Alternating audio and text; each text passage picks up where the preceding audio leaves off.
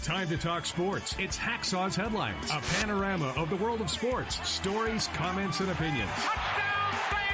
Now, here's iconic sports talk show host Lee Hacksaw Hamilton and co-host John Riley. Who wants to talk sports on a Thursday? We do. From the DIXIELINE Lumber and Home Center studios in San Diego, we welcome you to Hacksaw's Headlines. It is our Thursday podcast. As we go towards the opening of the college football season, the NFL is just around the corner. Here comes the great sports weekend. Good afternoon, everyone. This is Lee Hacksaw Hamilton, along with my co-host, broadcasting from left field, John Riley. We welcome you to Hacksaw's Headlines, brought to you by DIXIELINE Lumber and Home Centers. 9 locations to serve you in San Diego, and the new one that's opening up in Orange County. You got projects, they've got materials, you need ideas. These can be your best friends, DIXIELINE Lumber. John Riley, are there not enough hours in the day to pay attention to everything that we're going to talk about? Because today we're talking college football, and here comes the NFL. We got the baseball pennant races. NBA and NHL training camps are just opening around the corner. Wow. And it's funny, when you sent Hacksaw's Headlines, baseball is way down the list because there's so much football to discuss. We have a lot to cover. Couple of business notes. You're on social media. I know you're on social media. I see you on social media. I want you to become part of my Twitter all-star team on X. I use the phrase X marks the spot. I just want you to go on X. I want you to punch up my handle at Hacksaw1090. Follow me, because we put a lot of stuff up on my Twitter account day in, day out, all hours of the day, including our mini poll question. So please do that. Help us along. You like sports? I think you'll like my website. I invite you to read it every morning. It's all written. It covers everything. I mean, if you're a baseball fan, read baseball. That first segment. You like the NFL? There is a ton of information. You're waiting for the NBA to start. You're a hockey fan. You're interested in PGA, golf, LIV, NASCAR, IndyCar, F1, soccer, whatever. It's all there in one spot. You give me 5 minutes. I convinced this guy to do it.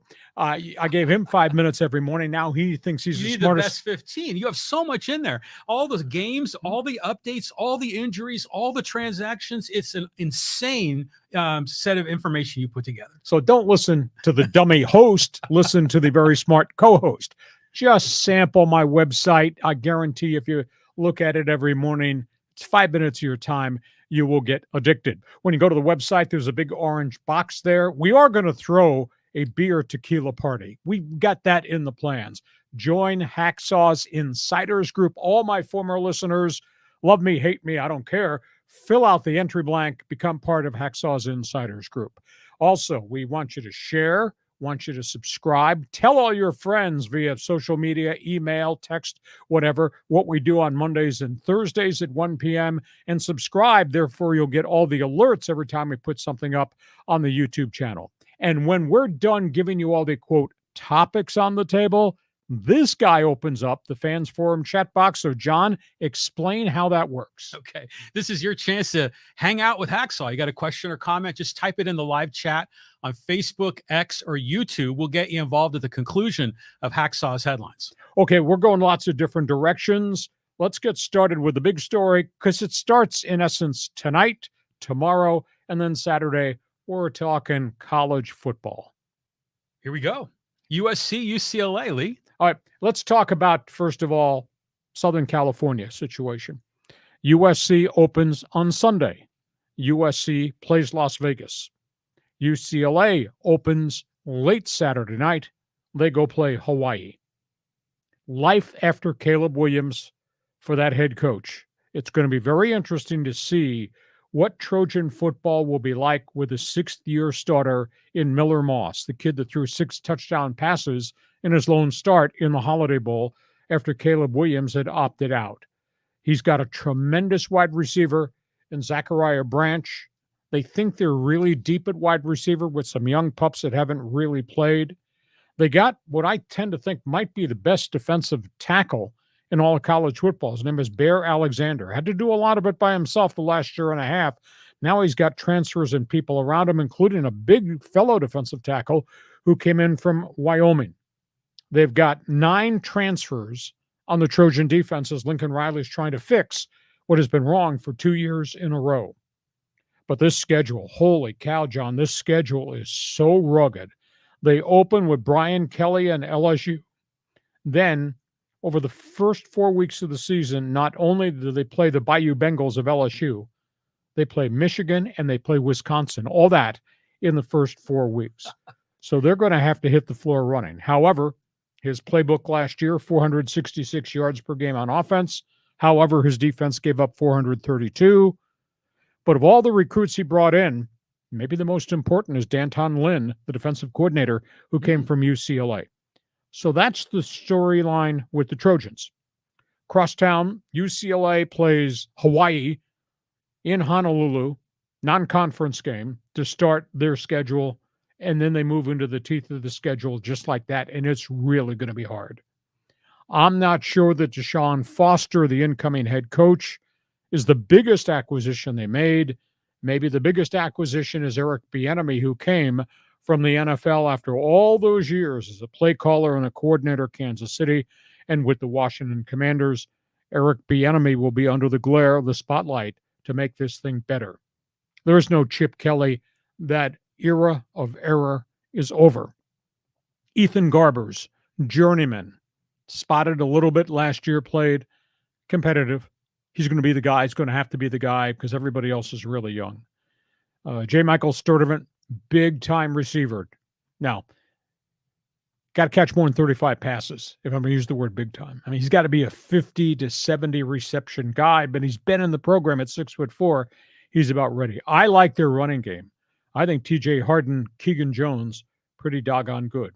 And they return a pile of guys defensively. But that being said, LSU, Oregon, Penn State, 3 weeks in a row. Starting next week, their season could be over. So, John Riley, I've given you the thumbnail scouting report on USC Trojans, UCLA Bruins, and it's your turn to tell everybody on live stream what you like, what concerns you the most about Lincoln Riley's team and Deshaun Foster's crew. Well, I'm still trying to learn all the names and faces as they get this thing together. The thing that I think about the most, though, is about Eric Bieniemy. Because he was in the NFL working with Andy Reid, then he goes to Washington. He was an offensive coordinator. Everyone thought he had the ability to be the next big-time NFL coach. It seems like he's taken a step down. And if UCLA really performs poorly, is Eric Bieniemy going to be getting the blame and suddenly his career is down the toilet? Either that or maybe somebody wakes up and says, maybe we made a mistake on Deshaun Foster. You know, coming out of the gate, Foster didn't do very well in his public press conferences, and it was really an embarrassment at the Big Ten Media Day where he just couldn't answer questions and he, quote, froze up. And he's never been a coordinator, much less a head coach anywhere, so there's a volume of questions about him.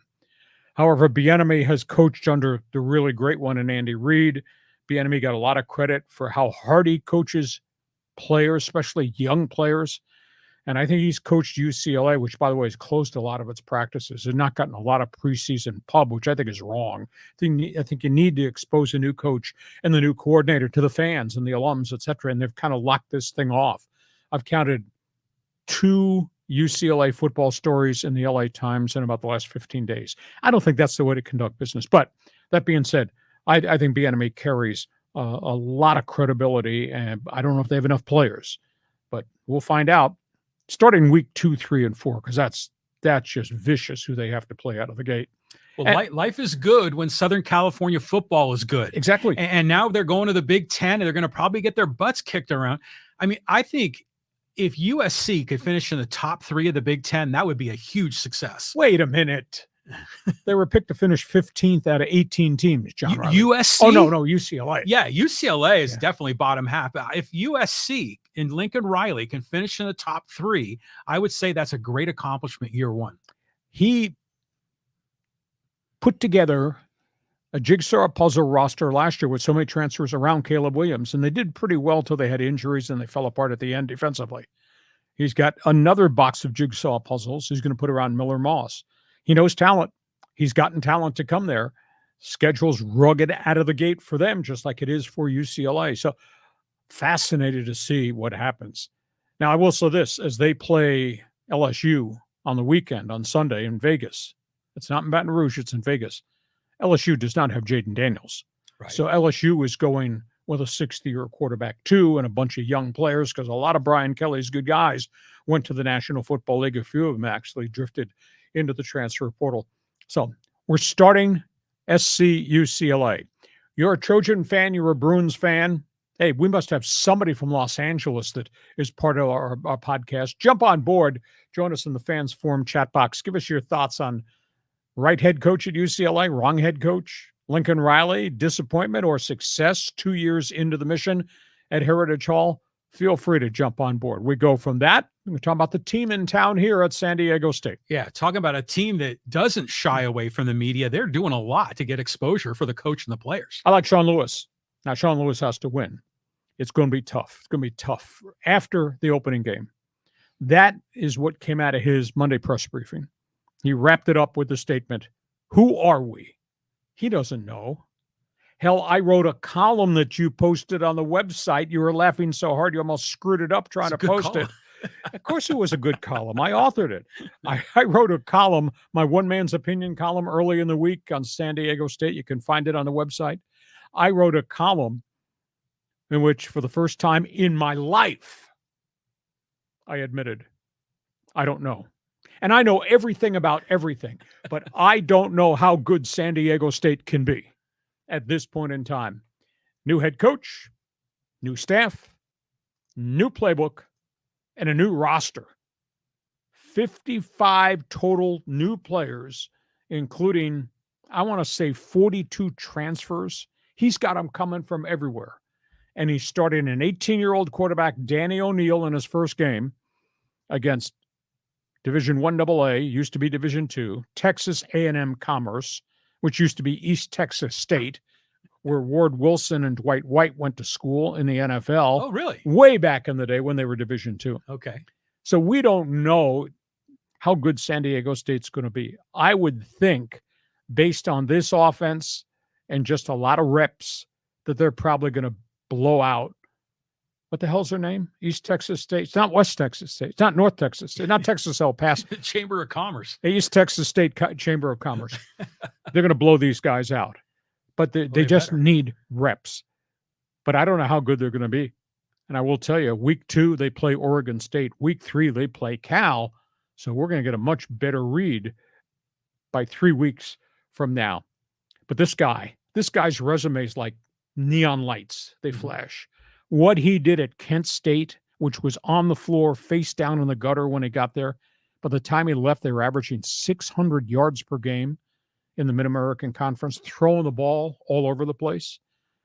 He could duplicate that here because this is a different level. This is not where he was a year ago at Colorado in the Pac-12, where everybody's got athletes and coordinators and lots of numbers to throw at you.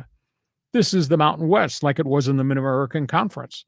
And you just don't have enough players defensively to match what he's got at the line of scrimmage. You don't have enough time to prepare for what they're going to run. You know, they'll try to run 3 snaps in 60 seconds offensively because they go no huddle. And with now the headset communication, he'll say, Lemon, Oregon, 22. And that quarterback gets that in his headset now with the communication. And, you know, Lemon describes run versus pass. Mm-hmm. Oregon describes short intermediate pass or down the field pass, and 22 is some form of blocking formation. That's the language that will come through Danny O'Neal's headset. And they will run a lot of plays. You know, we had a sneak preview, you and I. We watched Colorado last season, must-see TV at the beginning of the season. I mean, you were floored. I was exhausted how many snaps they ran with Shedeur Sanders at quarterback. Well, I think Sean Lewis can trigger that, but he's doing it against Mountain West Conference defenses who don't have the numbers of athletes who can run and who can catch up to you. So I'm fascinated there. Other question in the argument is, are they tough enough defensively? Because a lot of players are gone. And Brady Hoke and Rocky Long's resume was, we will punch you in the mouth because we have cement tough defense. Well, a lot of those guys are gone, and we don't know how good this defense is going to be. But offensively, Wow. It's going to be cool to watch in game 1 against East Texas State Chamber of Commerce, whatever the hell their name is. Okay, your thoughts on the Aztecs? I think this is going to be really exciting. I mean, imagine if he turns out to be very successful. It'd be another one in a long line of innovative coaches that have been here in San Diego. Don Coryell, and you can even talk about Steve Fisher and all these other great San Diego State coaches and pro coaches. But it's funny, is that article you wrote, like, I don't know. You were like stumped, and it was a great article. And I shared it on Facebook in a couple of the San Diego State Aztec football clubs. And boy, they had a field day with it, because all of them were kind of expressing the same thing. They're all excited, but they have no idea what is going to happen. So they're all kind of hopeful that it's all going to work out. And then they started talking about like Hacksaw. Oh, some of you remember, like, you as the announcer back in the 90s. And that Marshall Falk era. Yeah. So that they think of you as the signature sound. Other people are like, no, not Hacksaw. I like, Uncle Teddy, or I like this guy or that guy. So it's just fun to see that debate, but you got a lot of love in that post. And there were a few out there that posted, see, I told you that dumbass doesn't know anything. Now he admits he doesn't know anything, only about the Aztecs. Right. Hey, you're a San Diego State fan, friend, and alum. You need to be in the Fans Forum chat box. We have not had an Aztec football respondent in the chat box on Fans Forum in a long time. So feel free to jump on. We need board. to create a Kiss My Aztec chat box. I got in trouble for that. I came up with that idea doing talk show radio because I was just trying to ignite some response from the fans, and we decided that we'd take the 10th phone line, and that would be designated the Kiss My Aztec line. It lit up. It worked. But you didn't get in trouble for that. No. But I was always awesome when you were doing that. Was that the ladies line too? Did you do double duty? Yeah. Raider fan, be a man, call the ladies line.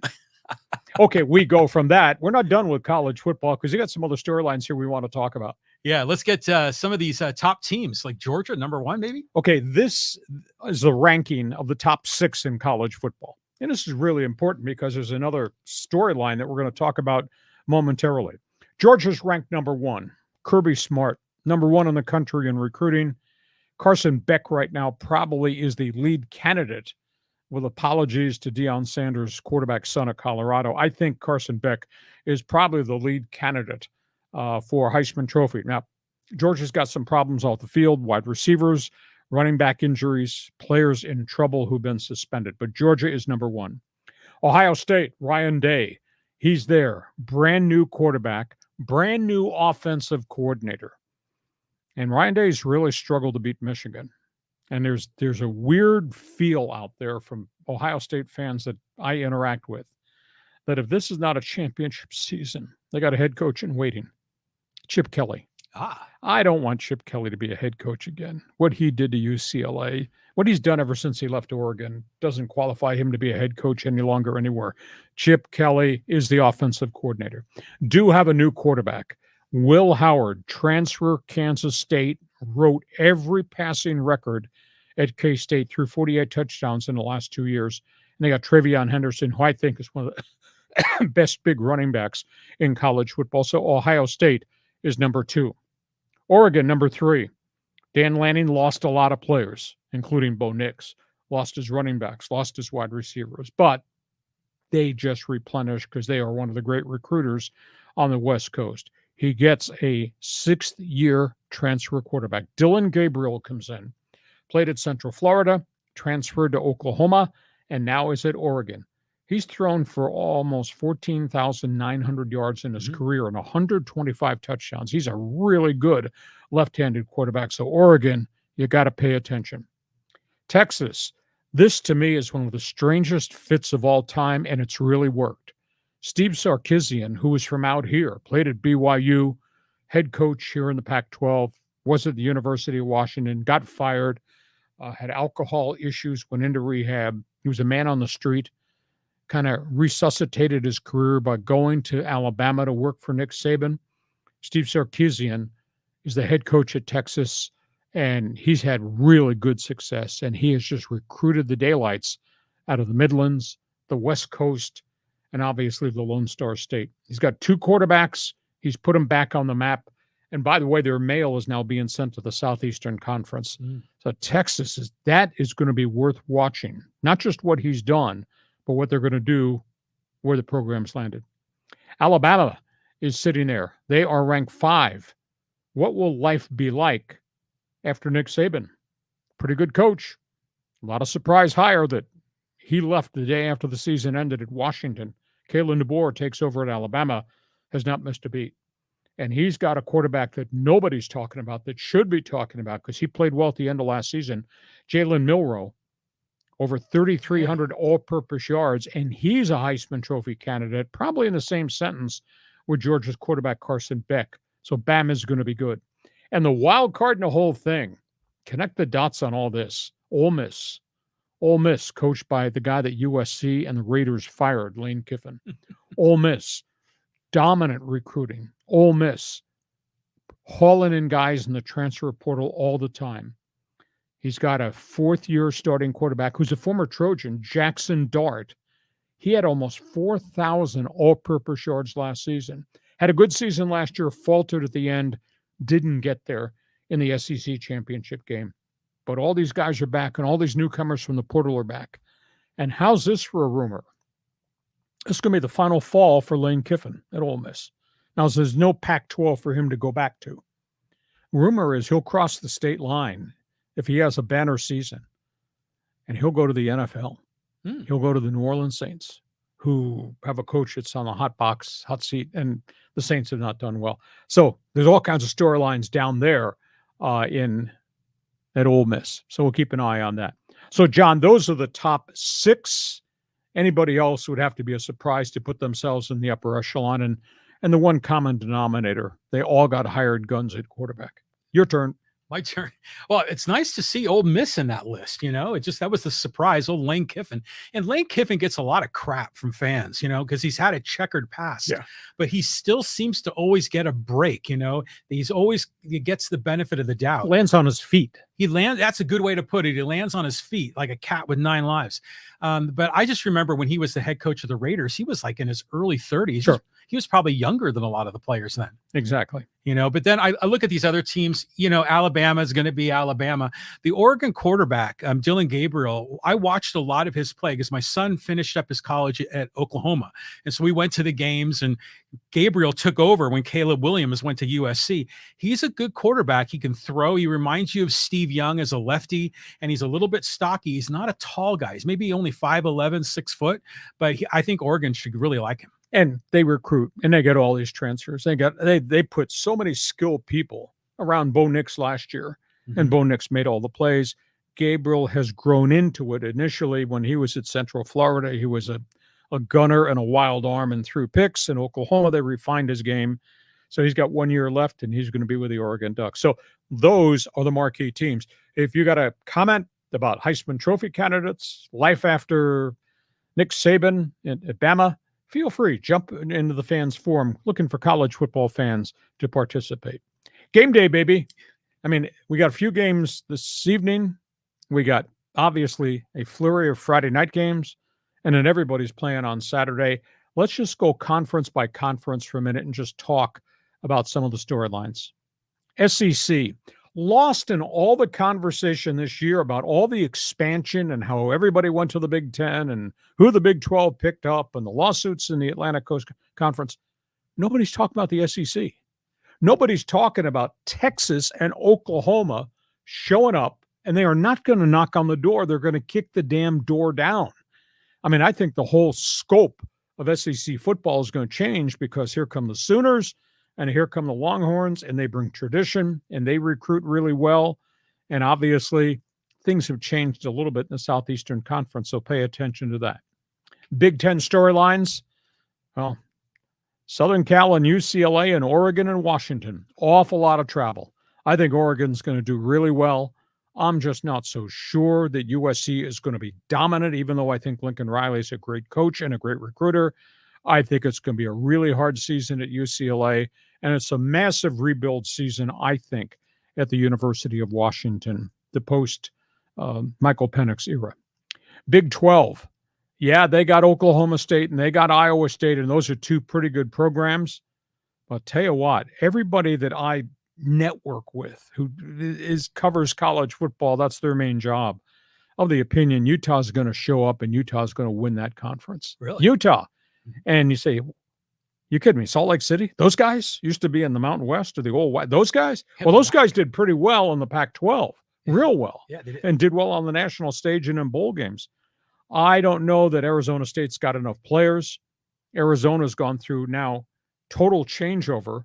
They hired the San Jose State coach after their coach, Jed Fish, went to the University of Washington. So Arizona's got changes. And Colorado, I don't know what to expect right now. Yes, they have Shedeur Sanders. Yes, they backed the truck up with the next group of guys from the transfer portal. But I just wonder if all the firefighting going on between Deion Sanders, local media, national media, and all the junk off the field with court cases is going to wind up being a big distraction. Colorado goes into the Big 12. And I'll tell you, because it happened last year and I projected a year ago this week it was going to happen. The Pac-12 teams are going to run up scores on him because they were pissed about what he did to all those players in the portal. And I think the Big 12 coaches are going to do the exact same thing to Deion Sanders. And he's not going to get benefit of doubt from anybody in the media because he's dumped and pissed off all the media in Boulder, in Denver, and now it's become a true national story. So I think Deion's got trouble in the Big 12.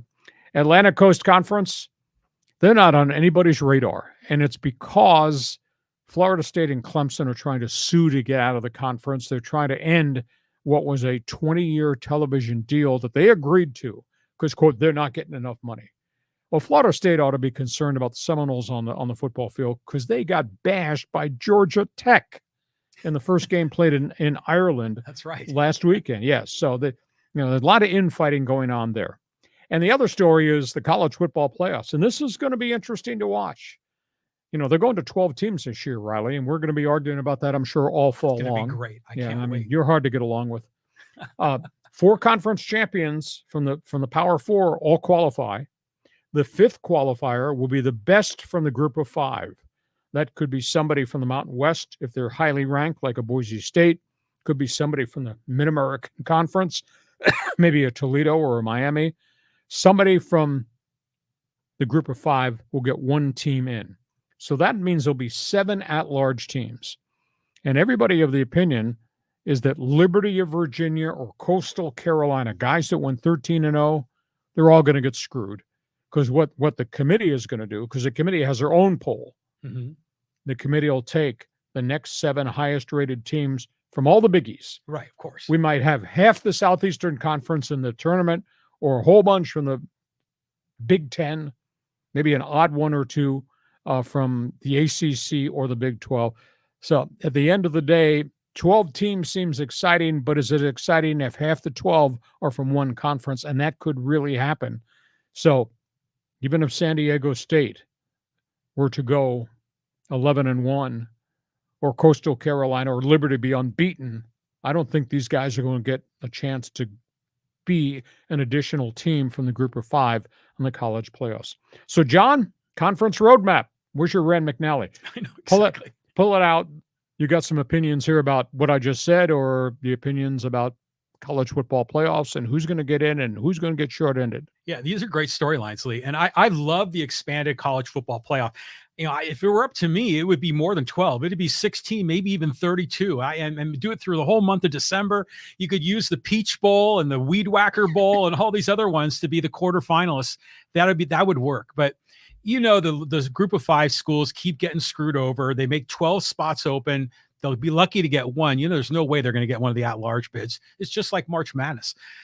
Going through the list here, listening to you talk about, Coach Prime in Colorado. Is there like a NATO of sports journalists? You attack one, therefore you attack us all, because you're really kind of getting a little irritated with Coach Prime. I'm tired of the act. And I'll give you an example. He started this 2 weeks ago in this firefight of criticism when he refused to answer questions from a reporter from a CBS affiliate because he's publicly feuding with CBS National about their reports about his kids being in trouble, his sons being in trouble. So he took it out on the CBS guy. So the columnist immediately said that's unfair. Then he went after the columnist from the Boulder Daily Camera, which is the hometown paper. And that guy wrote a very critical column about just the way Deion is conducting his business. And then lead columnist Denver Post, who's been a constant critic of Deion since the first transfer portal meeting that he had, where he told everybody, here's the transfer portal address, get yourself in it. He was running people out of there at his first press conference. So then he stood up last week and said, I am not taking any questions from you. Nobody in this program is going to talk to you. And this is a lead columnist at the Denver Post. Then there was all kinds of national reaction from the national media. And then there was a rumbling last week that all the media was going to boycott and not cover the team and not cover practices nor press conferences. Now, they didn't follow through on that, but there's just been a reaction that we got a right to do our job. And Sean Keeler of the Denver Post followed up after Deion made a big issue of, I'm not taking any questions from you and no players are talking to you. You can stand at practice by yourself. You're a non-entity as far as we're concerned. And then Sean Keeler followed up with a column. That's great. So now got a 4-8 coach with a 3-9 press conference of the way he's acted. And he called him Deposition Deion. And he talked about his sons being in trouble with the law. And it goes on and on and on. And what did I tell you a week ago, based on my experience as a talk show host who covers the stories with the information I have, and I have a right to ask tough questions?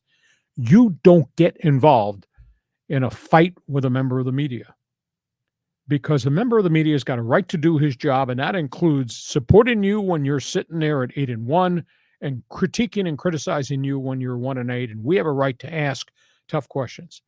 And you get in a fight with the media, John Riley, the media has the last bullet in the gun. The columnist, the beat writer, the editorial people, talk show radio, TV sports anchors. What do you gain by inciting this war with the working media who's just trying to do its job? That's where we are right now, and that's why I have my public stance about Deion Sanders. And I think Sean Keeler, the last sentence he wrote in a column, I think this past Sunday, was, when you don't win this year, and you're not going to win this year, you're going to get your ass fired. And we're going to be there to cover that too. Okay, so John Riley, go ahead. You tell me whether we're doing our job correctly or whether he's right or wrong. Go ahead. The media always gets the final bullet. I mean, that's like such a hacksaw thing to say, and it's great. But you're right. You're right. You know, they're going to get the last shot in. I like Coach Prime. I agree. He's not really conducting himself the way I'd like to see it. But in general, I like his vibe. I follow his Twitter account, and it's fantastic. The other comment I want to make on these other teams is, you know, when it was a Power 5 thing with the Pac-12, they were still not really a Power 5. They were like a Power 4.5 or something. You know, they weren't taken as seriously, except for the occasional Oregon SC that was really good. For me, I'm going to be rooting for all those Pac-12 teams that are going to the Big Ten, going to the Big 12, to go out there and like stick it to these Midwest and East Coast journalists with the last bullet, you know? So I think it'll be exciting. Now, imagine this is just to kind of brainstorm a bit. We already know Oregon's going to be really good. You know, they're number 3 ranked. They're probably number 2 in the Big Ten. They could win it. Imagine if Oregon got number 1 in the Big Ten and USC number 2 in the Big Ten. That would be something. Well, exactly. But then if they're number 2, talking Trojans, they deserve to be an at-large team. Of course. No, if you're good.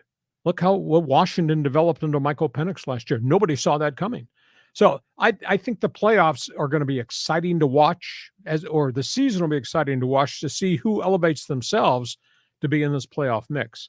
But the little guy, he's really going to get shortchanged. And then again, there's also a undercurrent of feeling, the top guy in the group of 5. You really think Boise State is going to be on the same par with Texas? And hey, remember the Boise State Oklahoma game? Okay. The Statue of Liberty, the hook and ladder. That was fantastic. That was once in a lifetime. We were going to see it again. Yeah, but you also remember a year ago when you were sales pitching me TCU and Max Duggan and all those guys, and where they get beat 62-7 in the playoffs. Yeah, but they're a power conference team, you know. So, you know, I just want to open it up, give these other programs a chance. Okay, Fans Forum is open. If you are a Colorado fan, friend, and alum, if you like Neon Dion and Coach Prime, jump on board. Get into this discussion. If you're just a college football fan, do you like the 12-team playoffs? Is it too much? Are we inviting too many 50-7 blowouts? Or are there enough good college programs that could make the playoffs really special? And of course, the sidebar is how some of this impacts the bowl games. Fans Forum is open. Please join us if you're a college football fan looking for first-timers to join us in Fans Forum. Hey, we get to halftime. This podcast is brought to you by DIXIELINE Lumber and Home Centers.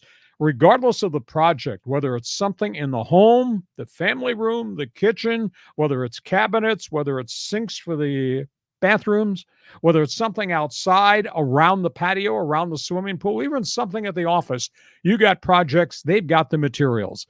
DIXIELINE Lumber, 9 locations, been in business 100 years in San Diego, and now opening the new location in Dana Point up in Orange County. These are the people we trusted. You'll like them too. DIXIELINE Lumber.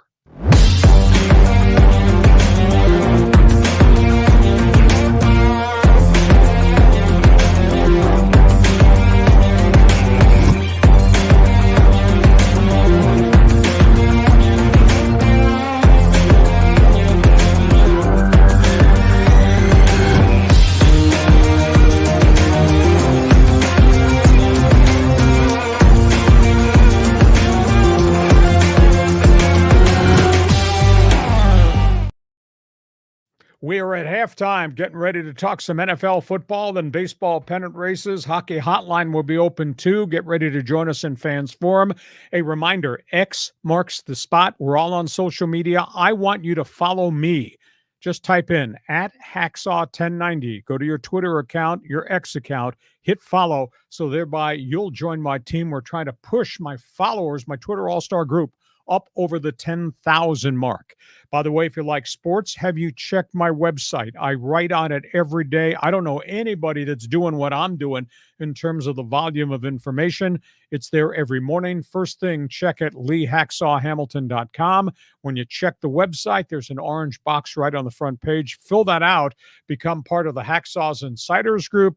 I don't know, John Riley made some dumbass comment about buying everybody in the insiders group a shot of tequila or a bottle of beer when we have our first gathering. So you want to be part of that. Want you to share, tell everybody what we do Mondays and Thursdays on our award-winning podcast. And we want you to subscribe. Just hit that subscribe button. That way you'll get the alerts every time we put something new up on the YouTube channel. And John, when we're done telling them about all the topics on the table, again, for everybody who's new, has never participated, at the end, the fans take over the podcast called Fans Forum. Fans Forum. Yeah, it's your chance to get involved. You already can see Greg is up there, David, Hugh, Michael, Callan. So if you got a question or comment for Lee, or you got a comment about Coach Prime or what you expect for week 1 of the college football season, just type it in the live chat, Facebook, YouTube, or Twitter. Fans Forum coming up in just a couple of minutes. Now, let's talk NFL football, John, because we are a week away from the start of the season. We are. And I'll tell you what, Lee, you are a prognosticator on this first one. Okay, wheeling and dealing. You know, roster cuts, trades, free agent signings from other teams, guys placed on injured reserve. Let's just go through this laundry list here on the board. The Chargers. I said that they were going to need another quarterback. They went and got another quarterback. It was the quarterback I talked about last week. They signed, or they actually traded for Taylor Heineke, who came from the Atlanta Falcons. This guy was a former starter for a brief time with Carolina. He was a starter for the Washington Commanders. 12-11 as a starting quarterback, 39 touchdowns, 28 interceptions. As a backup to Justin Herbert, I think he's really reliable. The thing that's unique is what happened in the last 48 hours. The new general manager of the Chargers, Joe Ortiz, he's made more deals in 48 hours than the former general manager Tom Telesco made in his 9 years. He traded for, I think, a potential starting cornerback in Elijah Molden. He came from the Tennessee Titans.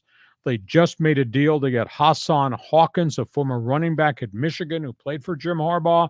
Unbelievable special teams gunner and averaged almost 22 yards per kick return. So those guys are coming in the front door. They made some decisions on name players not to keep. They cut the big 6'8" tight end Donald Parham.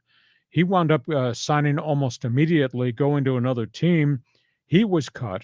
J.T. Woods, a safety, who they talked about a lot as flipping to a cornerback, he got cut. Isaiah Spiller, former fourth-round draft pick, he got cut. Now, he just got re-signed and put back on the developmental squad.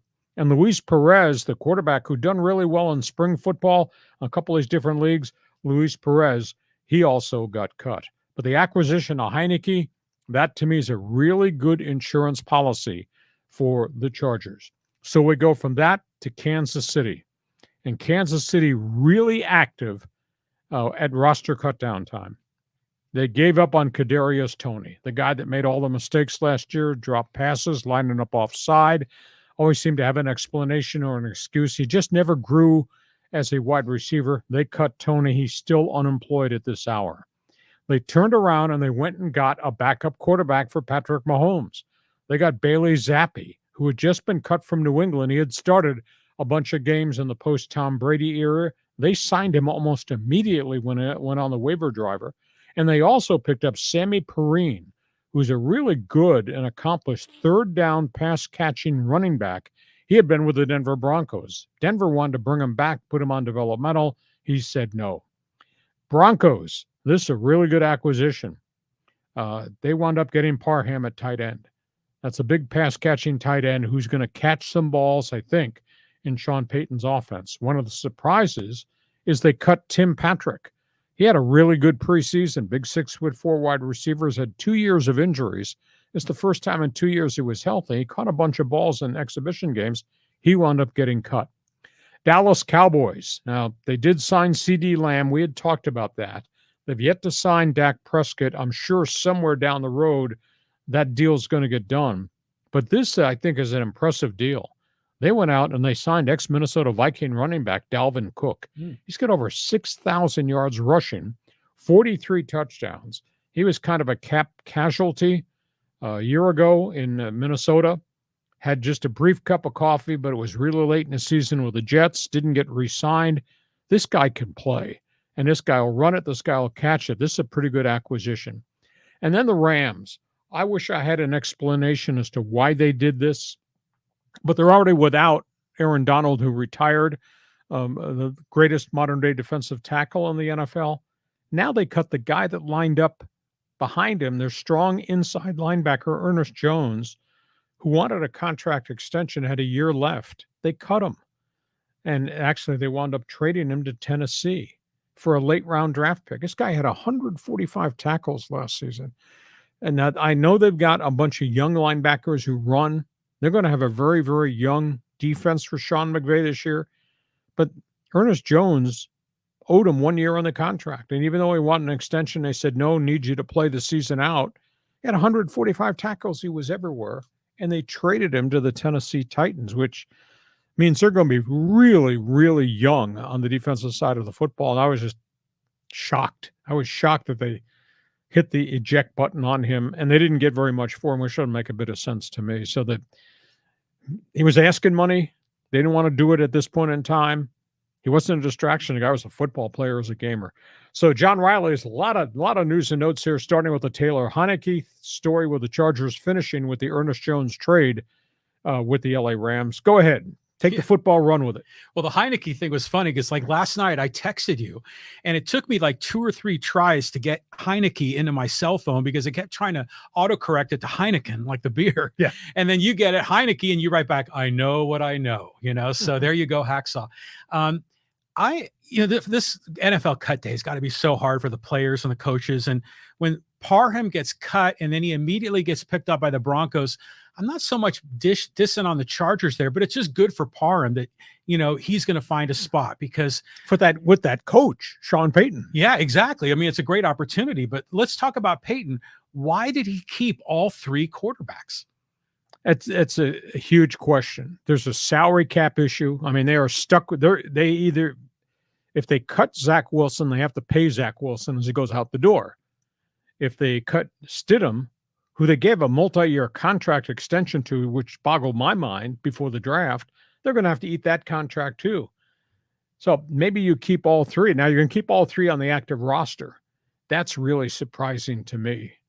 Now, maybe somebody gets hurt, or maybe Nix gets overwhelmed so that you do have Zach Wilson, who played well in preseason, and you still have Stidham, who seems like a smart guy who can manage games. So it's strange. There are a couple of other teams that are keeping three quarterbacks, which is not the norm. This might have something to do with salary cap. This might have some insurance policy in case Nix can't handle what Nix is going to have to handle as a starter opening day. Fascinating to see the way he's doing business. Yeah, that's kind of what I thought. It was like, just in case Nix wasn't as good as we thought. But the team, it's a 53-man roster, right? Plus 16 on developmental. Plus 16 on developmental. But isn't there also the +1 for the third quarterback? No, that rule got taken away. Players Association raised hell last week, and the third active guy, that's not going to be there. Ah, okay. Sorry, things change. Yeah, which is kind of weird to me because of the injury factor. But in the union, I think the union looked at it very differently with the opinion. You can't jerk the third guy around because the third guy is on developmental, makes minimum. Mm-hmm. He's not on an NFL type contract. And if he has to be called up, then he gets a one-time payday that he'll get a game check. Okay, I got you. So it's a money thing. I think it's a money thing. Yeah. But at the end of the day, three quarterbacks and a new tight end. And I think Sean Payton's had himself a really good preseason training camp with all those running backs are healthy. All the wide receivers are healthy, which kind of surprised me that they let Tim Patrick go because he was one of the veterans that had finally gotten healthy after back-to-back years of major injuries. So I think Denver is going to be fun to watch. And what do you think about this running back going to the Dallas Cowboys? I mean, that guy's, you talk about Dalvin Cook, he's got a track record. Yeah, he does. But then Ezekiel Elliott's still there too, right? Yeah, but he doesn't have a lot of gas left in the tank. At least I don't think he does. Right. So, I mean, the fact they got Cook is good for them. But remember, Cook was on the Vikings, and then didn't he switch to another team He went last to the year? Jets. The Jets. Got there late, never really got to play. Jets' season was unraveling because of the Aaron Rodgers injury. They never brought him back. I think he's going to be a surprise contributor to the Cowboys because he was a cap casualty because he was making monster money in Minnesota and didn't want to give money back, and he got cut. The guy can still play. Good. Well, good players deserve to play. Okay, we go from that. Next topic on the table, even though it was the opening of the NFL season, pennant race baseball. Yeah, and this is shaping up to be a great September league for the Padres, the Dodgers, and the Diamondbacks. My whole life, I always thought the worst place in the world for a pitcher was Coors Field, Colorado. Thin air, home run dimensions, ball flies. I think I changed that this week. I saw Dylan Cease suffer 106-degree heat index, and he went out there and he threw, I want to say 70-plus pitches in 3 innings, and they finally had to go drag him off the mound in the 5th. St. Louis might be the worst place for a pitcher to pitch in the summer heat and humidity. Yeah, I mean, and this 4-game series it's just been really hard on Padre pitching. I mean, they took the field today. The heat index was 97. And you saw Musgrove struggle with it last night. Now, the Padres have won some games and then lost some games.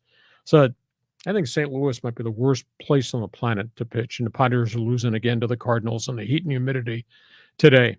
However, that being said, Padres are hanging in this playoff chase. They have so many different ways to beat you.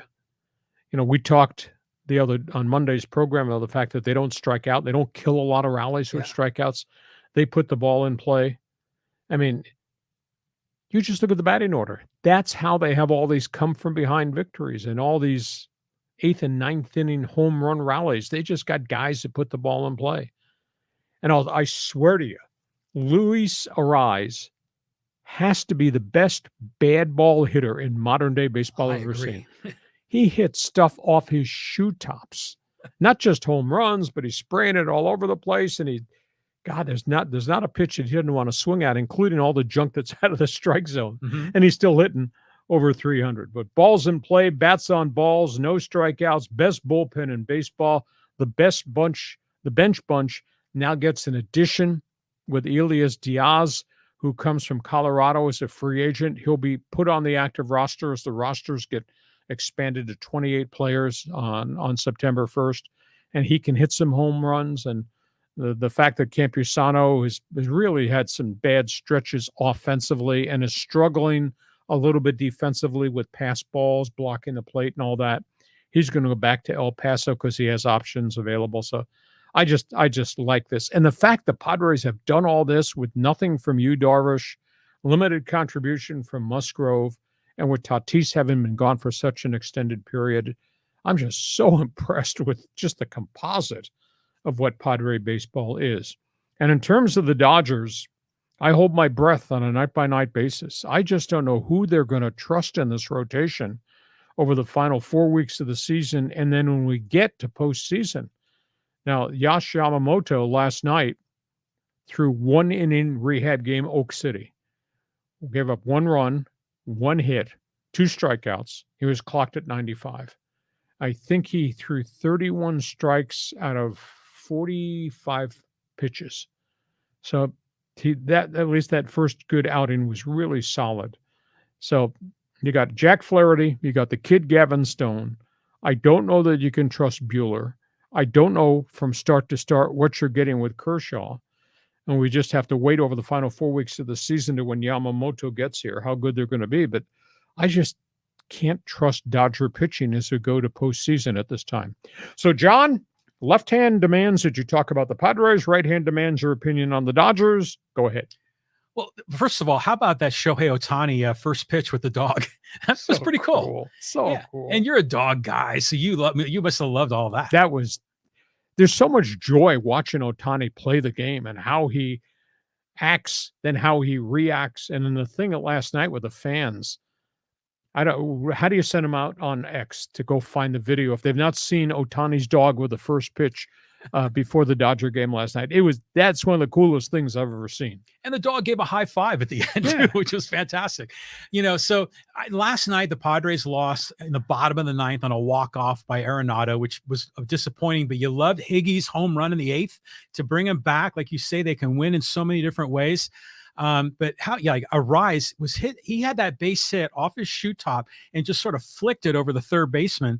And that was after that pitcher was throwing like 102. And so that was an amazing piece of hitting. This, you're talking about like all these other Dodger players are getting all their pitchers back. Still a lot of question marks, but the Padres are going to get back Darvish and Tatis. I mean, 2 all-stars, potentially 2 Hall of Famers. I mean, this September is going to be bonkers. I mean, it's going to be really fun, not just as a Padre or Dodger fan, but just as a baseball fan. I was thinking about Arise. San Diego's got 3 area codes, right? The original 619, then the 760, and now the 858. Mm-hmm. Arise will swing at any pitch in any of those 3 area codes and get a base hit. He's just amazing. Yeah, like I always remember Vladimir Guerrero was really good at that too. But Arise, it's a magical wand that he uses up there. It's different than Gwynn, but it's artistry, and that's what you have to appreciate at that level. But there's still a lot of Padre fans, especially on Twitter, that are bagging on Arise. They're like, he doesn't walk enough, he doesn't hit for power, his OPS is too low. But still, he puts the ball in play, and that's how they're winning. Sideline to sideline. There you go. Foul line to foul line. Yeah. Regardless of the area code the ball's in, he's going to go chase it. It is a sprinkler. It's really amazing. Okay, Padre Dodger fans, join us. Fans Forum chat box is open. Want you to be part of this. Big story, not here in the States. There's a big story that is developing, John, abroad in Japan. This involves free agency. His name is Roki Sasaki. He's 22 years of age. He's the next pitching phenom to come out of Japan. The union that represents players in the Nippon League is negotiating with owners, and they want a total change in the operation of baseball free agency. If you're in Japan, if your name was Hideo Nomo or Dice Matsuzaka, you had to be in that league 9 years before you become a true international free agent. Then you could sign. Mm-hmm. Now, they're trying to change the 9-year rule for veteran free agents to match baseball. MLB, 6-year free agency, pitcher could leave, player could leave after 6 years of stardom.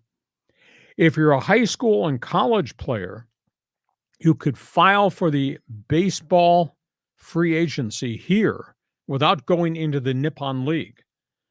But you could only be signed like you were a high school draft pick or a college pick, which meant you'd get a much lower salary, much lower signing base. The only other way a Japanese star can leave early is through the, quote, posting fee. The way Japan worked it out with Major League Baseball, that a guy could come here as a fourth or fifth or sixth year player in Japan. You'd have to post a fee to get him, but you would have to pay the team that lost him a huge amount of money based on the amount you paid that fourth, fifth, or sixth year free agent. Japan wants that changed. Yamamoto came after 4 great years in Japan to the Dodgers. Dodgers are paid $31 million as a posting fee to the team that lost Yamamoto. Japanese union says that's not fair to these guys. You're limiting all these guys. You're limiting them as a 9-year free agent. You're limiting them as a 18-year-old high school star who wants to come play here. And the posting fee for a Yamamoto star is unfair to the player. So I don't know if there's going to be a player strike. Something is going to change as it relates to Japanese ball. And Roki Sasaki is going to be the Jim Catfish Hunter of Japanese ball. He's the one that they're going to hang the hat on, because Catfish, through all the lawsuits, became a free agent with the Oakland Athletics. This is going to happen in Japan, and this window to get more Japanese players here, it's probably going to open up, be very different once they get this deal done with the union. Union's raising a big issue, and Sasaki is going to be the poster boy. This is good. Let's open up the market, free up the market. This sounds like right now it's like a trade war with tariffs and everything, Yes. just the baseball version of it. So I like this, but imagine, put the shoe on the other foot. So imagine an American soccer star like Christian Pulisic. Imagine if we prevented him from going to play for Bayern Munich or going out to play for Chelsea or wherever he played in Europe. I mean, that would be horribly unfair to Pulisic, and it would be a bad look for the United States. Usually if we have American soccer players go to Europe, I encourage them and root for them and hope they're successful rather than trying to hoard them and keep them back home. Yeah. Ichiro Suzuki, maybe the greatest modern day Japanese player before Ohtani's arrival. Yeah. Now, he came here on a posting fee deal. Now, Ohtani came here as a young player, but he had to come here as a young player and play under the international rules that baseball had for draft picks. He signed a very affordable contract and he chose the Angels. Sasaki wants the chance to come here, but he doesn't want to be held up by posting limitations. He doesn't want to stay there till 9 years. The new rule, maybe the free agency comes after a 6th year. But it's a very complicated thing, because there's 3 different layers now, how you get players out of Japan. Well, if you have to wait 9 years, your arm might be shot. Exactly. And then you don't have a chance to make the big money in America. So that's where we are there. This story is something we're going to have to track going into the offseason to see how quickly it changes. Last topic on the table, the O Canada Network followers who want to join us for this, Hockey Hotline. Here we go. Hockey hotline. We have the Kiss My Aztec line. Here we go. Let's talk about the Vancouver Canucks. Their top goaltenders from San Diego, Thatcher Demko, got hurt in the playoffs last year, never came back on the ice. Thatcher Demko has evidently got more complications post-knee surgery, is not going to be ready for training camp. He, of course, is from Scripps Ranch here in San Diego. Cool. Not for him. He can't play.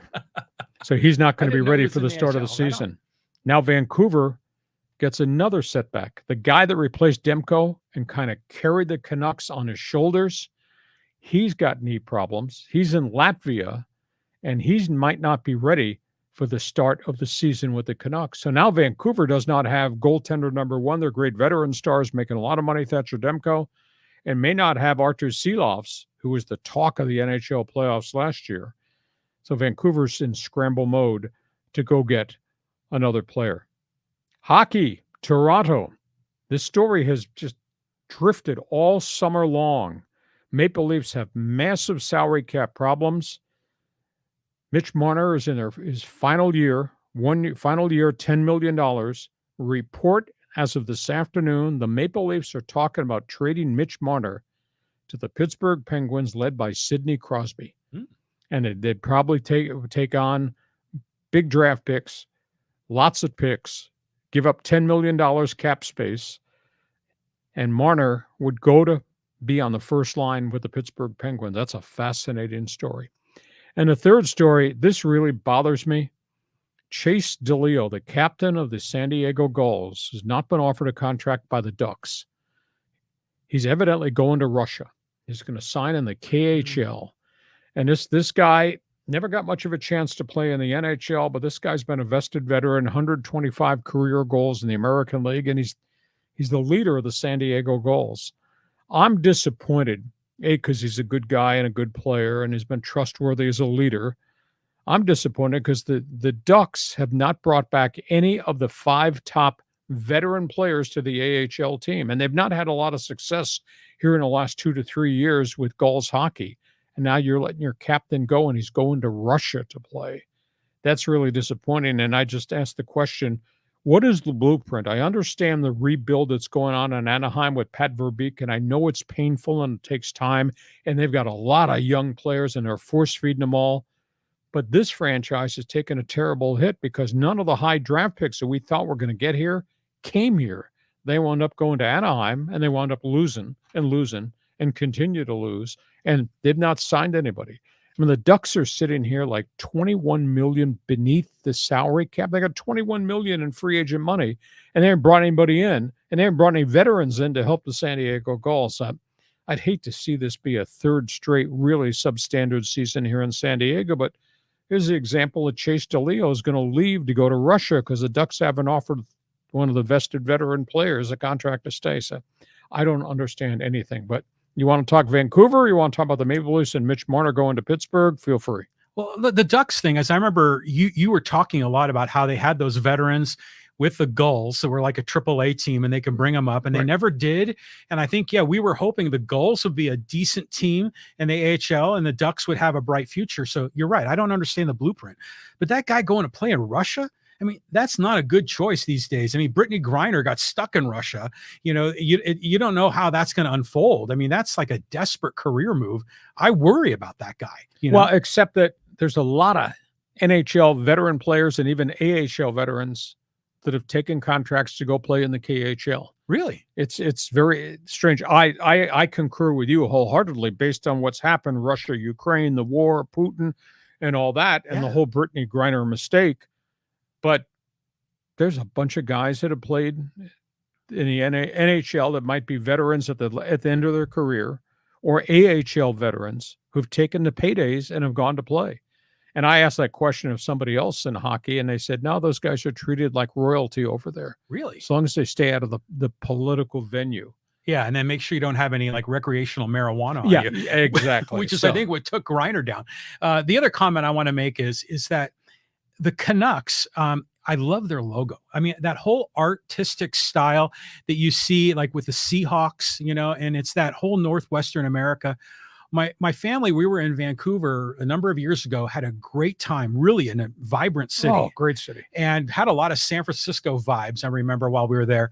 But we were traveling through this park that's on the end of a peninsula on the city, and they had these big totem poles that had that same style of artwork and, things that we also saw in Alaska. So that whole vibe is kind of cool. Yeah. So good for Vancouver to have like a legit #1 pro sports team, because they lost the Grizzlies. I like to see Vancouver have something to love. And not have either one of their goaltenders. I mean, we're just weeks away from the start of training camp, and there is no Thatcher Demko. And now the story that broke at noon today about Artur Silvios, who just saved him last season and backstopped them deep into the playoffs. And now he's got a knee injury, and he's back in Latvia, and they don't think he'll be ready for the start of the season either. That's not good news. So Hockey Hotline is open if you want to get involved. Our podcast is brought to you by DIXIELINE Lumber and Home Centers. There are 9 locations to serve you in San Diego. You got projects. These are the people to do business with. Just remember the name, DIXIELINE Lumber. We are ready. We are set. It's time to go. Here comes the other popular segment of the show. It's called Fans Forum. John, this segment belongs to you. Belongs to me. Well, let's kick it off with Callan. Callan always joins us just about every podcast. Afternoon, gents. Lee, thoughts on the Ducks shifting from Bally to Victory Plus alongside the Dallas Stars? I'm eager to see how this works, but thankfully it'll be free of charge in the San Diego market. Well, it'll be free up in LA and Orange County.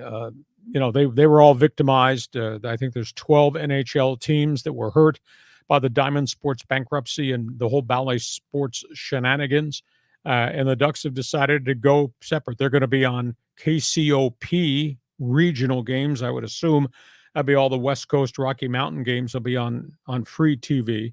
And then Victory Sports, you'll be able to access it there, I guess, via streaming.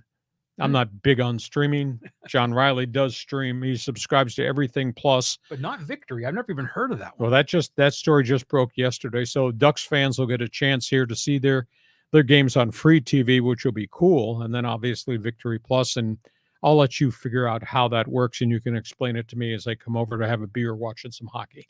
Well, I remember it was Fox Sports San Diego that would oftentimes have Clippers games and then Ducks games. And then it'd be in Bally Sports. Yeah, then it went to Bally. Exactly. So, okay, so this is the same kind of vibe. So, yeah, it'd be great to be able to catch those games on TV. On we go. Next in. Thanks, Callum, for being with us. All right, let's go to Greg. Greg says, Lee, what would your Mount Rushmore be for Chargers quarterbacks? Great show, and bum there's no Dixieline lumber up here in Seattle. We miss you up here, by the way. Greg, I would have to say the Mount Rushmore Charger quarterbacks has to start with Fouts, and then it has to contain Phillip Rivers. And then I would tend to think back in the day, and I remember the old AFL Chargers, the John Hadel, Jack Kemp Chargers, although Kemp had more success, I guess, in Buffalo with the AFL Bills. I would say those would be the Mount Rushmore guys. I don't know whether we put our Super Bowl quarterback. Oh, you gotta. Yeah, they led him to the Super Bowl. I don't know. I don't know if we do that. One of the four. Well, then but then you got Justin Herbert, who's right there on the brink of greatness. Though it may be too early to put him up on Mount Rushmore. But yeah, I would say Stan Humphries has to be part of that equation. Yeah, I think you hit all the big names, but Justin Herbert is kind of in the on deck circle. He might displace one of them. But think about like the opposite of a Mount Rushmore and all the horrible quarterbacks that we've had here in San Diego. Mark Vlasic, and Craig Wheelahan, and I mean, you probably can name a bunch of them off the top of your head. There were a whole pile of them back in the day when they didn't really have quarterbacks, the Sean Salisburys of the world and those guys. But let's not be negative here. The question was a real legitimate positive about great quarterbacks for the San Diego Chargers. No Ryan Leaf? You got to put Leaf up there. He's on the backside of the mountain. To quote Deion Sanders, why you being negative, man? Right, there you go. Okay, you're right. That's a good call. Next one. All right, just a quick year from XS Revolution. Bonjour du Canada. Oh, Canada. Oh, the hockey hotline fans are going crazy. Camps are opening in 2 weeks. Hockey fans are just beside themselves. It's going to be awesome. Yes. Man. The season getting started. Okay, here's a long one here from David. He says, hey, Hacksaw, nice to see your show. I'm a longtime fan from Rancho Bernardo. As the Paralympic Games begin, what do you think of a show or segment weekly or daily with updates in the community of athletes in the disabled community? It can include information about local programs, including adaptive sports programs, the Miracle Leagues, ACES for Autism, info on adaptive sporting equipment development, etc. Have a great 3-day weekend coming up.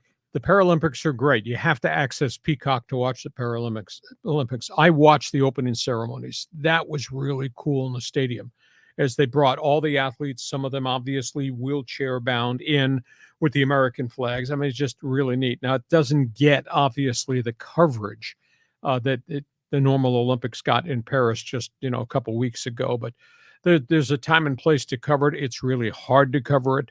I've tried to search out access, but we don't know the athletes. They're not household names. It's not the Michael Phelpses of the world. So it's just really hard to cover it, but they have their place and they do have their recognition. It's interesting for a couple of angles here, because you do a great job, Hacksaw's Headlines, covering the world of sports, which is a ton of information. And yeah, Paralympics might not be at the top of the list, but the beauty of podcasting is such that you could, right here, David laid out a whole program here on how to do the Paralympic podcast. The beauty of podcasting is that you can identify a niche audience, a target small audience, and provide content that they're hungry for. So maybe David should start a podcast talking about that, because he probably knows a lot of the names and faces, and there would be a huge, loyal, narrow, but loyal audience for that. I concur.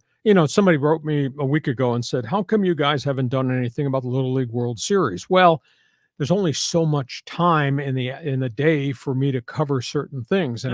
And he was barking at me, how come you didn't do anything on TV on your sportscast on KUSI? At which point my response was, who am I going to bump off from a content standpoint? I mean, Little League World Series is special. What ESPN has done with the events and all the games broadcast, that's really kind of special. Social media has done a great thing, but there's only so many hours in the day that one person can do to cover. And what do you delete if you're going to do something special? That's a hard call. It really is. And now, when you were doing the TV news, I mean, how long was your segment? Like 7 minutes? 7 minutes, but that usually covers 4 topics over 7 minutes because you're doing video and you're doing boards. And it's really hard to find the slot. My response is just go enjoy what ESPN's coverage looks like and what they do on ESPN1, ESPN2, and just enjoy that. Exactly. Next topic. Okay, here, let's go to Michael. He says, Deion needs Carlton Fisk to tell him how to act, as he did when they both played baseball. Deion's act wore thin as a player in the NFL and will now as a coach. Well, they're really bitter in Colorado. Now, the CU alums and the fans, they like what they're seeing. That's great. But that 3-0 start became a 1-8 finish. And then there was another truckload of players who were forced out of that program in the transfer portal. And now there's this next wave of new guys that are coming in. And, Colorado opens their season tonight, and I'm going to watch it because I want to see how different they are with Shedeur Sanders, who I think is a fine college quarterback. But they're playing North Dakota State. That's 1AA. As good as North Dakota State is, Colorado will mop up the floor with them. Just like San Diego State will probably do the same against Texas A&M Commerce. But at the end of the day, this whole season will spin on what kind of success they have going to the Big 12. And will they be better, or will defensive coordinators figure out everything that Deion and that staff is going to run, and they'll defend them and they'll take them apart again. And then coaches will run up scores because a lot of coaches, Pac-12 and in the Big 12, are still irritated at what Deion did to all those kids that he forced into the transfer portal and he ran off. Will the story get old and stale? If they sit there and go 3-9 this season, yeah, he's going to have some problems keeping his job.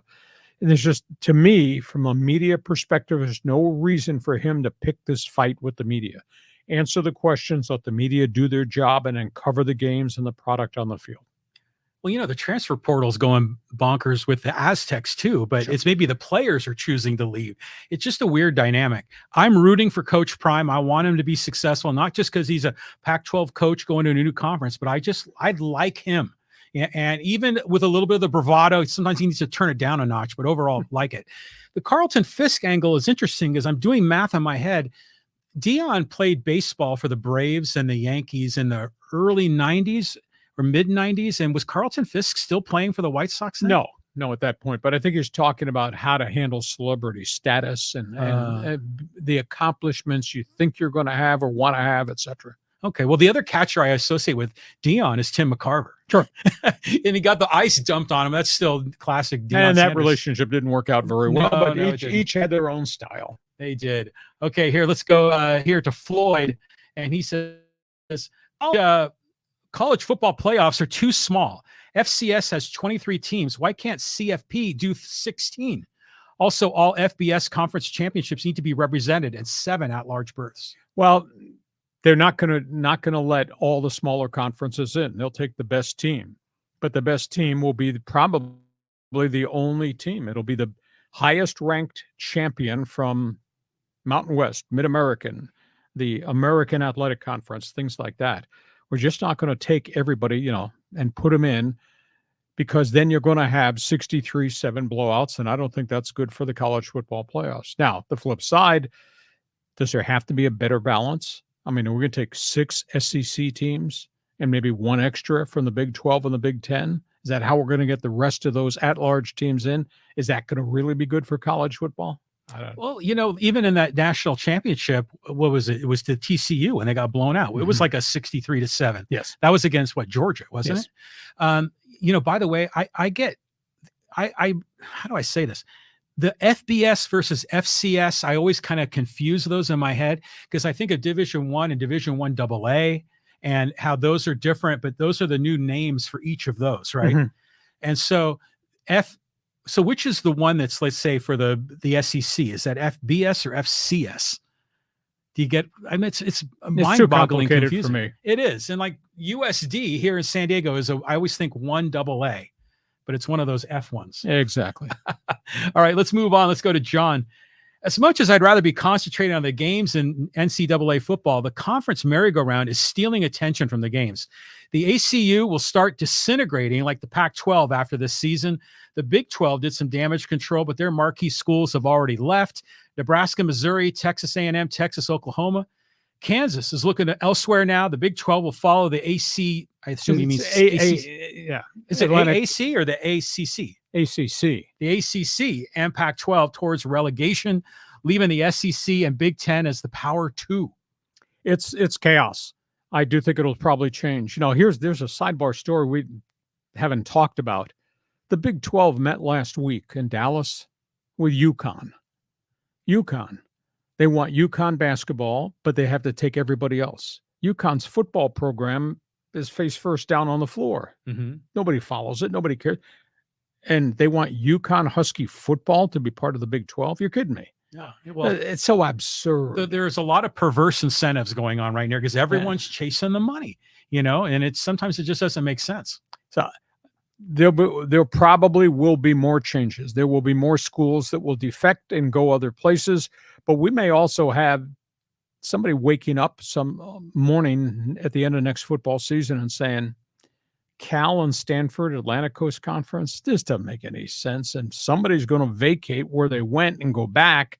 So there'll be more changes coming. But there aren't very many other schools out there to go steal and go get.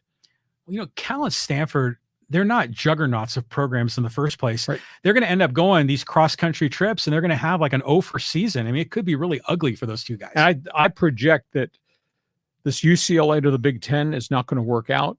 And Cal Stanford in the Atlantic Coast Conference might not work out. And those guys may come back and there'll be a rebirth or a different structure to the Pac-12 conference. It's not going to happen immediately, but I think that's going to happen. The Swami says, hacksaw. All right, here we go. Let's go to Philip. And he says, wouldn't want to go to Russia where they lock people up for the non-crime of just having a little herb on them? Well, it's really weird because I asked this question about a year ago to an NHL assistant general manager. I said, why would these guys go there? It's a payday. Most of these guys that are going there are at the end of their career. But I said, it's a lifestyle thing. He said, but the athletes there are treated like royalty. Mm-hmm. As long as you don't do something stupid like taking drugs on a plane and landing in Moscow, or you don't do a political comment on social media. I feel bad because I like Chase Dillio. He's a hardworking, honest guy. I got to know him when he was in Winnipeg with the Winnipeg Jets. And now I'm bothered because the Ducks have not put a good product on the ice here in San Diego. And they've kind of screwed up what was a really well-run franchise. They used to draw 11 and 12,000 to home games at the sports arena. And now those crowds are down to 4,500 and 5,000. And the product hasn't been very good. They've been in the playoffs in a couple of years. I mean, I don't know what they're going to put on the ice here, especially if the Ducks are taking all those draft picks and they're still going to go to Anaheim rather than here. I have a feel that the NHL team has a responsibility to the local community to put a better product on the ice than we've seen the Ducks give the Gulls the last couple of years. Yeah, you bring up a number of points there. The first thing I thought of was Winston Shepard when he played for the Aztecs, and then he was a professional in Ukraine when Russia invaded. And I remember he had to hightail it out of there, and he was okay. But sports in the middle of a war sounds really tricky.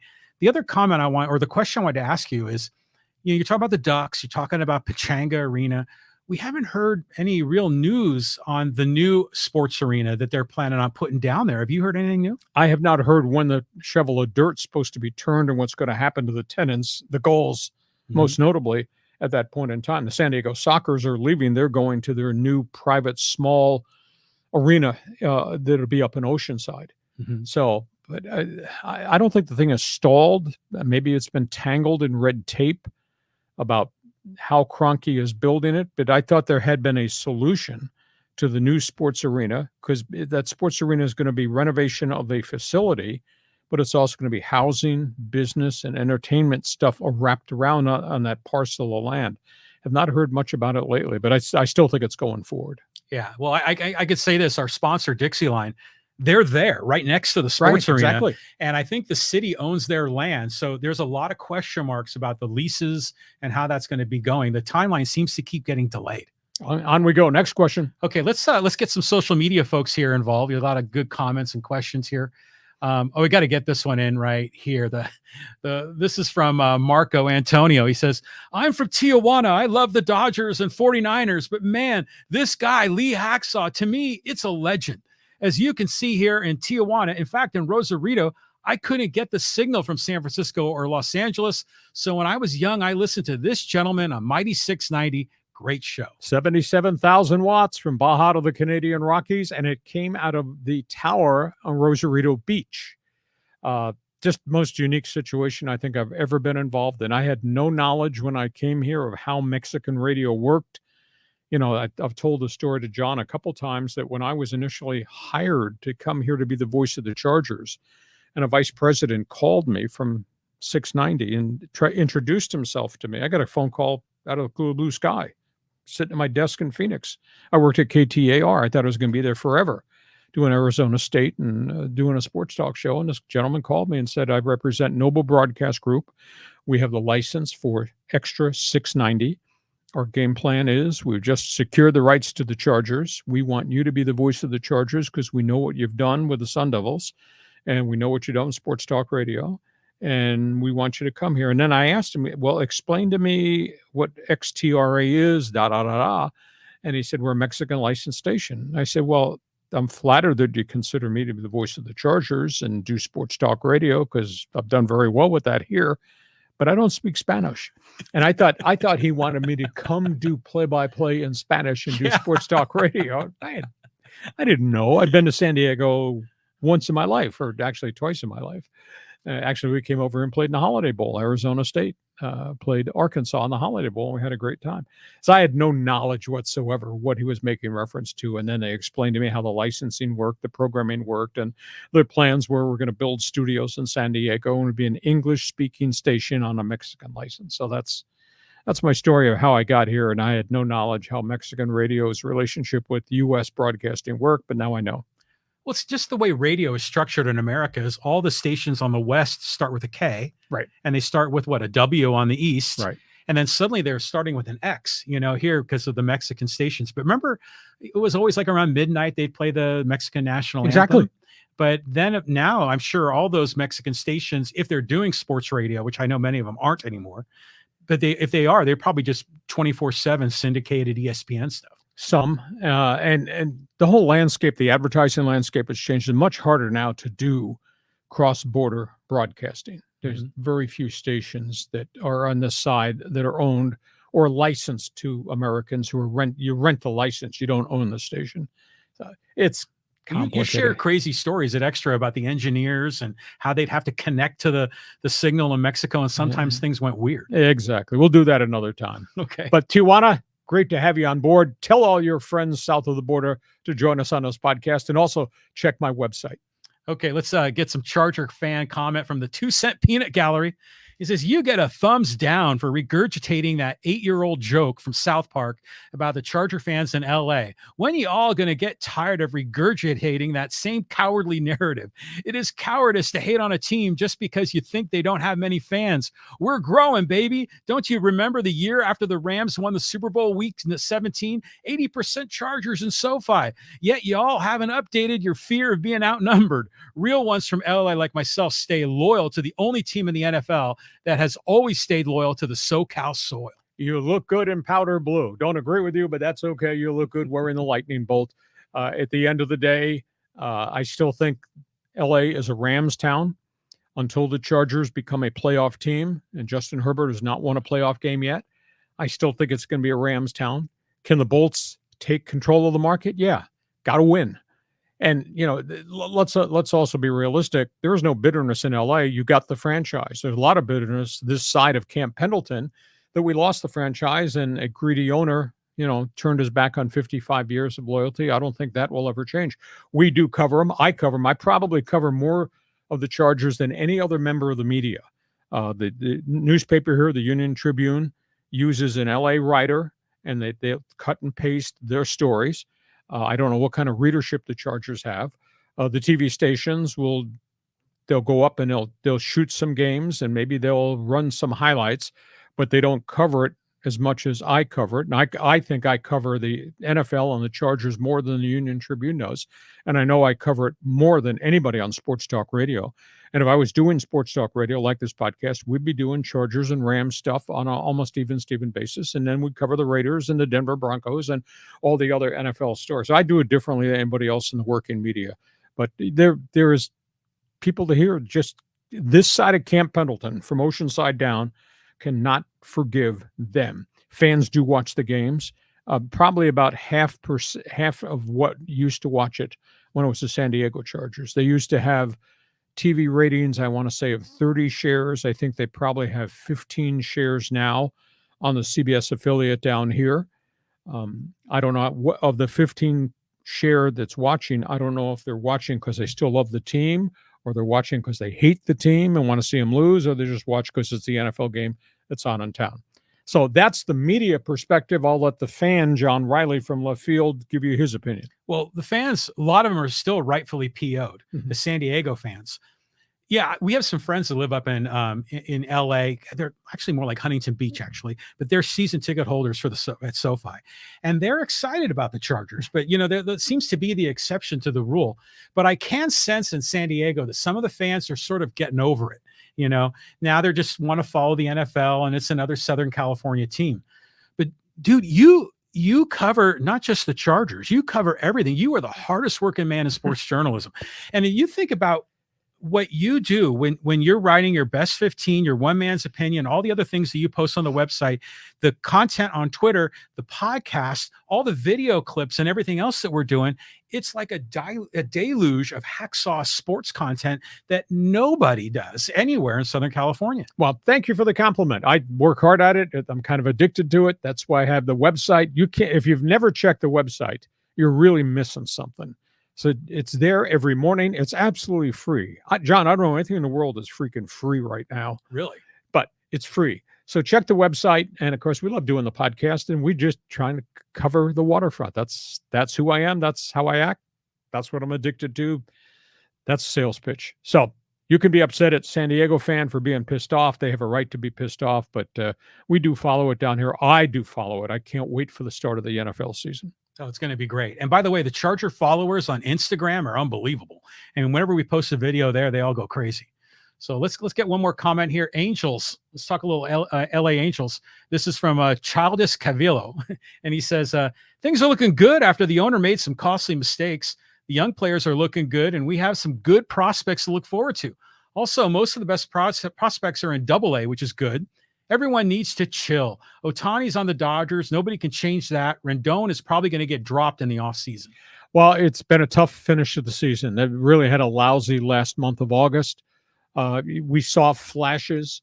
We saw Zito, Ohapi, Chanel, to a degree, Moniak, and even Joe Adell.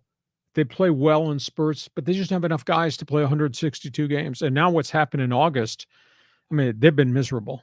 I mean, what's their record? 54-79 right now. I mean, they're probably going to get close to 100 losses. The young players, their farm system's not highly rated. They need volumes of young players. They need not to make mistakes in free agency. The pitching staff is wafer thin. It's not a good look. And it's sad on Artie Moreno's watch. This thing has just become a disaster. And once you dig a hole, it's tough to climb out of this hole. And there's no guarantee that free agency, because they've missed on 50% of the free agent acquisitions, that free agency is the solution. And sadly for Mike Trout, he's had all these years of just being hurt, and he can't stay on the field. And he's the last cornerstone of credibility they have from what was a good franchise once upon a time. So long road back. I wish he'd sell it. I wish he had better baseball people making the decision, but he's elected to keep it, and he's elected to keep the general manager there to continue to operate it and try to build it through the farm system. But boy, that takes forever. And I wish I had a better answer for you. I mean, you can be optimistic and you can be hopeful, and it could be a great baseball market. It could be a great hockey market. It could be a great market. Orange County unto itself is a market unto itself, and it should have winners. Unfortunately, it doesn't have a winner in baseball and doesn't have a winner in the NHL right now either. John? Think about how long it's taken the Padres to kind of come back from the depths. I mean, was it about 15 years ago was when they were owned by the owner that had them on layaway. Yeah. Right. They had no resources, and now they're filling the stadium up. The Angels are still a mystery to me, but here's just kind of an odd question. Which version of the Angels do you hold closest in your heart? Is it the California Angels, the Anaheim Angels, or the Anaheim Angels of Los Angeles? It's the Darren Erstad, Tim Salmon, Mark Langston Angels. Okay. The Angels that went to the World Series. It's the David Ecksteins of the world. That's the Angel franchise that I identify with. And I guess they were the California Angels at that point in time. I just call them the Angels. I don't care what the designation is, California, Anaheim, or Los Angeles Angels. I remember that group, how great that group was. And that's the last vestige of quality baseball those poor people in Orange County had to root for. From that era, I remember the Thundersticks. Yes. And they were just overwhelming. But to me, it's California Angels. It's Bobby Grich, back in that era. Well, that's the Autry Angels, but boy, that's a lot of fastballs ago. Yeah, that's in the 70s. And then, even Reggie Jackson was there for a little while and made that appearance in that movie when he was going to shoot Queen Elizabeth. So, the California Angels to me was cool because they wanted to represent the whole state. Kind of like the Golden State Warriors. And I thought that was neat. When they went to Anaheim, that's when they became Disney-ified, if I recall. And then now they're the Artie Moreno LA Angels. I just like the vibes of Nolan Ryan, wearing that California Angels hat with the halo above Ryan the A. and Tanana. And Tanana, yeah. And I mean, that was a good chunk of time in a different, very far back era. And then obviously the Autry Angels and the Disney Angels, and getting to the World Series was electric. And that's the more modern day Angels, but this unfortunately is terrible.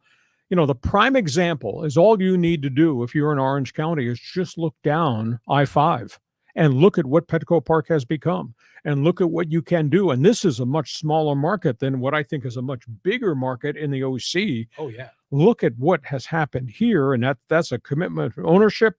That's with leadership. That's with scouting. That's with drafting. That's with the right free agents. And unfortunately, we haven't seen much of that in Orange County after the first couple of years when Artie Moreno inherited it and they won, and then it's gone off track. But unfortunately, when you're down, it takes forever to get it back. I don't think they're coming back if Artie Moreno remains the owner. And Angel fan everywhere, sell the team, Artie. That's what they all want to do. They want to hit the reset button. Hey, listen, we hope you have enjoyed our Thursday podcast going towards the great sports weekend. This podcast is brought to you by DIXIELINE Lumber and Home Centers, 9 locations to serve you in San Diego, and the new one that is opening up in Dana Point. John, here comes college football. We do have baseball pennant races we'll continue to cover, and just around the corner, we got the NFL. We'll be back in here Monday at 1 p.m. Pacific. Hope you'll tell your friends. Join us on the Insiders Group. Check my website. Subscribe so you'll get all the alerts. And thanks, as always, for being part of Fans Forum. John Riley, have a great sports weekend. Get ready for college football next. Week 1, baby. And you have yourself a great sports weekend, too. Thanks for being with us, as always, on Hacksaw's Headlines. Join us again for Hacksaw's Headlines on YouTube, Facebook, and Twitter. And find the audio version on your favorite podcast apps. For more content, go to LeeHacksawHamilton.com.